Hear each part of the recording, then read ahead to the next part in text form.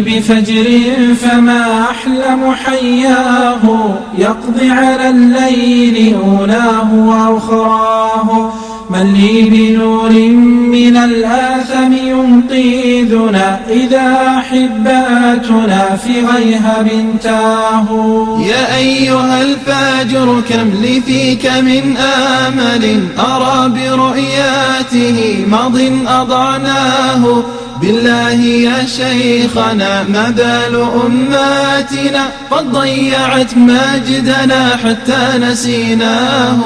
بالله يا آبتي ما بال مسجدنا، قفر وما هكذا يوما عهدناه. أين المصلون ماذا حل في بلدي، وأين قدواتنا حقا فقدناه. ما بالنا يا أبي نمشي على مهل، والغرب يا أبتي يحدو مطاياه. صغيرنا يا أبي يلهو بدمياته، وشيخنا يا أبي غرته دنياه.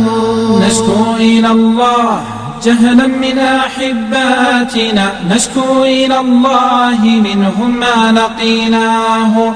وما أبرئ نفسي إننا بشر، نعش إلى الله أحيانا وننساه. ابن الجزيرات يا شيخي يضلله، بث من الغرب يأتينا فنرضاه. ابن الجزيرات يهوى ما يدمره، البث يقتلنا والناس تهواه. ابن الجزيرات رمز للأولى كاتبوا، سفر الفتوحات ما أحلى وأبهاه. ابن الجزيرات تاج لا يلائمنا، ابن الجزيرات لفظ ضاع معناه. ابن الجزيرات شخص مات يا أبتي، ابن الجزيرات شيء ما رأيناه. ابن الجزيرات ثوب عز صاحبه، وليس ينفعنا مهما ارتديناه. جراحنا يا أبي في كل ناحية، وجسم أماتنا يشكو رزاياه.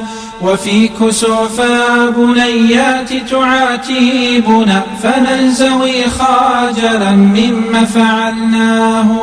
أما لها من يلم الشعث في عاجل، أما لها منجد والله يرعاه. لسنا الذين هتكنا عرضها أبدا، لكننا في يد البغي تركناه. وما هدمنا مصلانا بمعوالنا، كلا أخيا ولكن هجرناه. خوف أحاط بنا، ذل يلازمنا، صراخ إخواتنا شيء ألفناه. تاريخنا مشرق يهدي مواعظه، هلا على عاجل يوما قرأناه. قل لي بربك عن أسباب محناتنا، فربما مجدنا الماضي أعدناه. فأطرق الشيخ حينا ثم عاوده، حنينه فارتوى بالدمع لحياه. وقال قولات حق لا نظير لها، الله ضيعنا لما أضعناه. الله ضيعنا لما أضعناه. الله ضيعنا لما أضعناه.